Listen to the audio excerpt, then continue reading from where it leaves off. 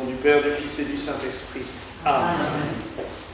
Mes très chers frères et sœurs, j'ai choisi aujourd'hui, en ce jour qui était libre de saint au calendrier, de célébrer une messe votive pour les malades.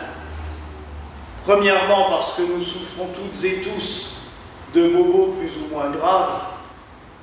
Et vous qui nous regardez, je sais qu'il y en a beaucoup aussi.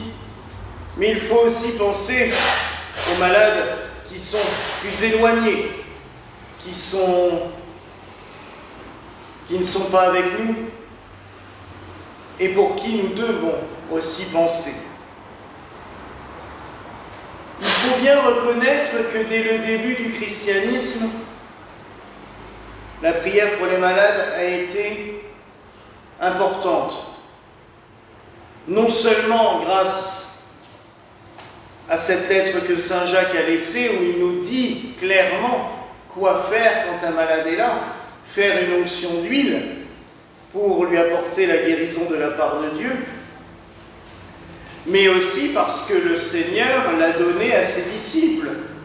Allez guérir les malades en mon nom, imposez-leur les mains. Je suis toujours stupéfait quand on me dit « Ah, j'ai été voir un prêtre, mais il n'a pas voulu m'imposer les mains. » Ah bon? Oui, ils font le sacrement des malades une fois par an. On m'a dit de revenir quand ce sera la messe spéciale pour les malades. Généralement, ça tombe le vendredi du Sacré-Cœur. Je dis, ah ben c'est bien. Donc si on tombe malade le 1er juillet, il faut attendre jusqu'au mois de juin de l'année suivante. Ah ben c'est bête ça.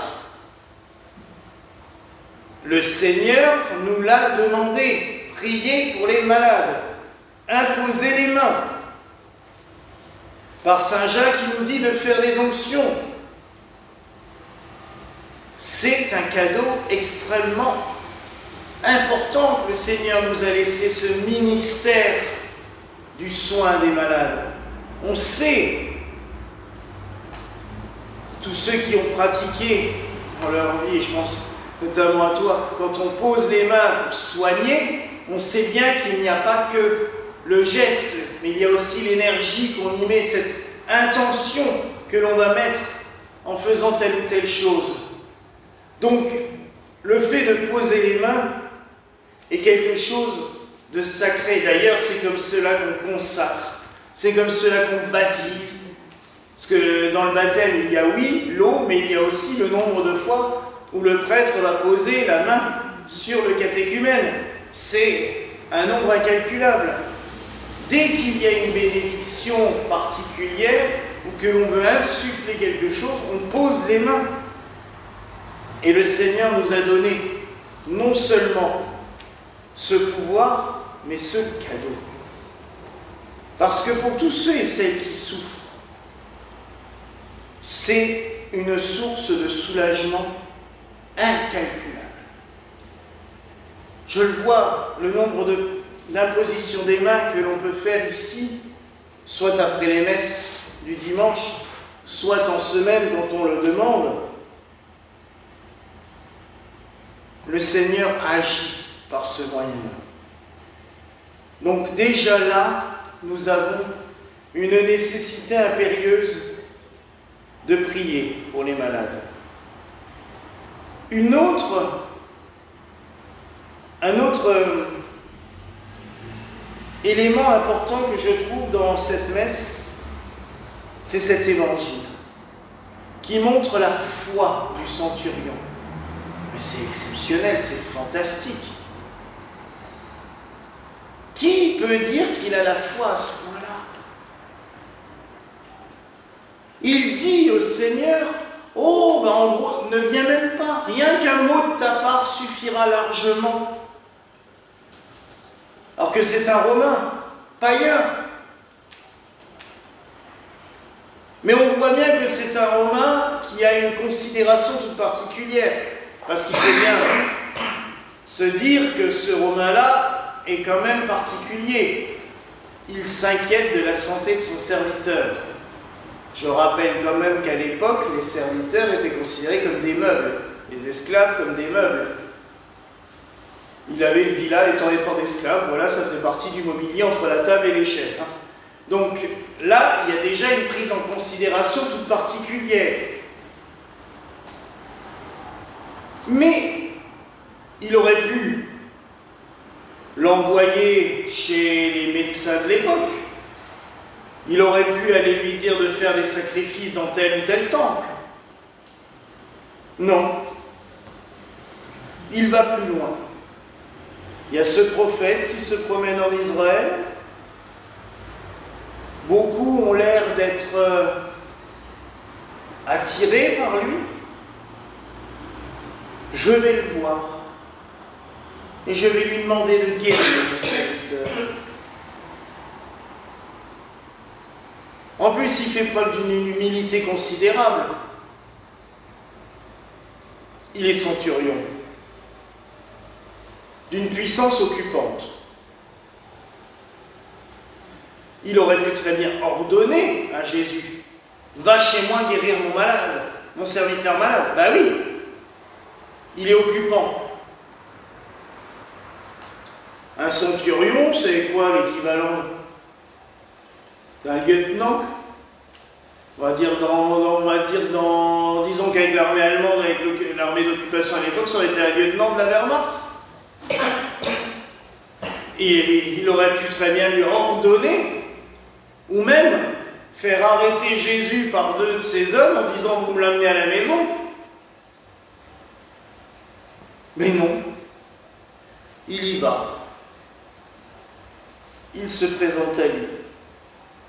Et quand Jésus lui dit « Je viens », je n'en suis pas digne.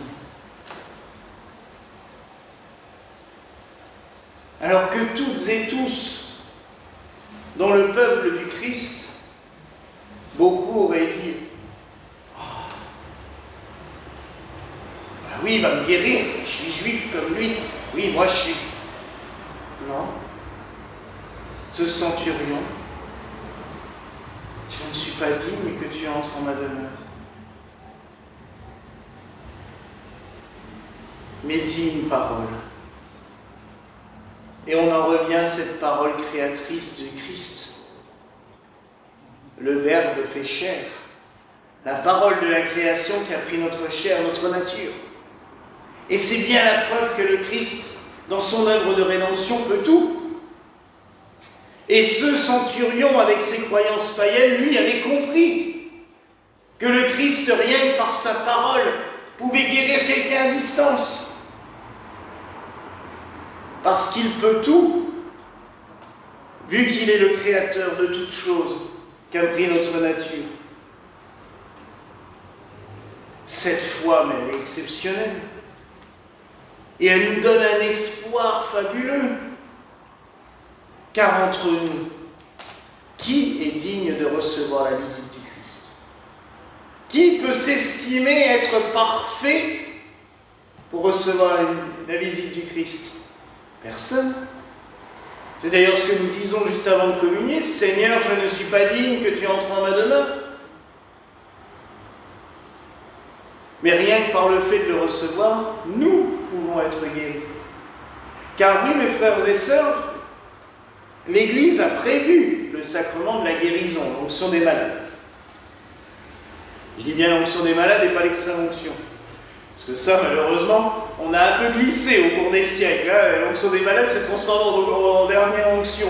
Ce qui fait que c'est plus dans le but de guérir quelqu'un, c'est dans le but de l'accompagner à la mort. C'est sympa, on a un peu perdu le sens quand même avec ça. Non, le sacrement de l'onction, de guérison. Mais l'Eucharistie est aussi un sacrement de guérison.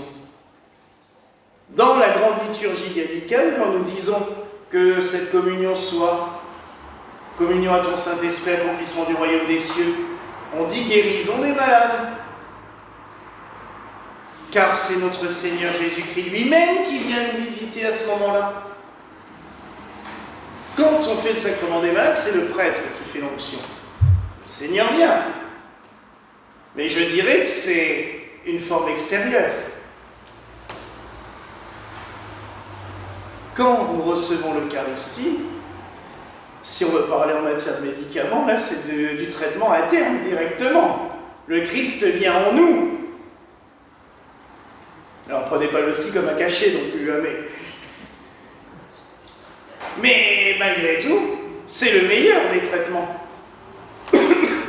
Déjà, il n'y a pas d'effet secondaire avec celui-là. Si, vous risquez d'avoir une crise de foie. Mais de bonne foi, au moins ce sera bon. Mais l'Eucharistie, il n'y a pas d'effet secondaire. Il n'y a que du positif. Il n'y a que du bon. Le Seigneur vient en nous. Il travaille en nous. Il grandit en nous. Alors oui, quand nous recevons l'Eucharistie, c'est aussi un sacrement des malades. Alors ce soir, mes frères et sœurs, prions pour nos malades. Tous les malades. Mais prions aussi pour nous. Afin que le Seigneur nous apporte la guérison. Pour nos maladies physiques, mais aussi psychiques, et aussi spirituelles. Car des fois, notre foi est défaillante, c'est aussi une maladie. Supplions le Seigneur de nous visiter, de venir en nous, et de nous apporter sa guérison. Voilà la grâce que je nous souhaite en ce soir au nom du Père, du Fils et du Saint-Esprit. Amen.